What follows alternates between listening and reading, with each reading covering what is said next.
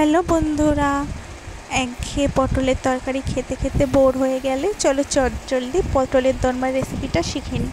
প্রথমে পটলগুলোর ভেতরের অংশ ছাড়িয়ে নিয়েছি, নিয়ে মিক্সিতে ভালো করে পেস্ট করে কড়াইতে এবার কষে নিচ্ছি।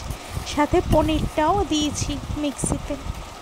তারপরে দেখো এবার এর মধ্যে ওই পটলের ভেতরের অংশ আর ওই পনির পেস্টটার মধ্যে আমরা দিয়ে দিচ্ছি হলুদ। এবার স্বাদ মতো লঙ্কার গুঁড়ো দেবে, যে যেমন ঝাল খেতে পছন্দ করো। আর এখানে তোমরা চাইলে একটু কাশ্মীরি লঙ্কার গুঁড়োও দিতে পারো, কালারটা যদি তোমরা সেরকম চাও। তারপরে একটু জিরের গুঁড়ো দিয়ে দিচ্ছি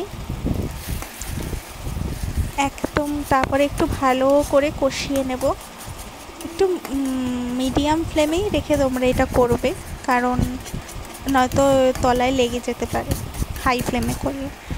যে দেখো এরপর আমরা পুরগুলো ভরে নিয়েছি পটলে সুন্দর করে।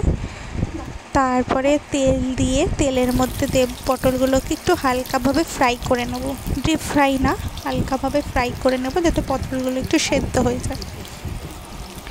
এই যে দেখো পটলগুলোকে আমরা হালকাভাবে ভেজে নিচ্ছি উল্টে পাল্টে, তাহলে আরও টেস্ট হবে খেতে। আর মশলাগুলোও ঢুকেবে। দেখো পটলের ভেতর ভাজা হয়ে গেছে। এবার শুকনো লঙ্কা, আলু অপশনাল, আলুটা তোমরা চাইলে দিতে পারো, না হলে স্কিপ করে যেও।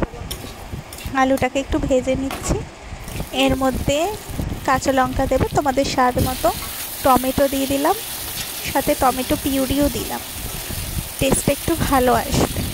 যেহেতু একেবারেই নিরামিষ, কোনো পেঁয়াজ রসুন হবে না, তার জন্য। এরপরে দিচ্ছি তেজপাতা,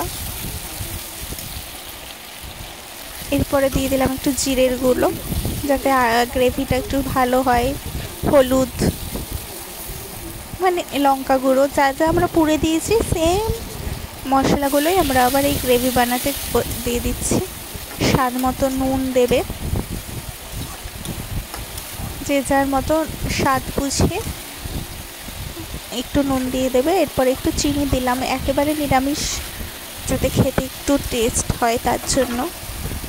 দেখো এবার কালারটা চলে এসেছে অলমোস্ট। এবার আমি এখানে জল দিয়ে দেবো আলুটাকে সেদ্ধ করার জন্য। এই ধরো 5 মিনিট মতো লাগবে সেদ্ধ। আলু সেদ্ধ হয়ে গেছে আর জলটাও ফুটে, পটলগুলো দিয়ে এবার নামিয়ে নেবো, ব্যাস।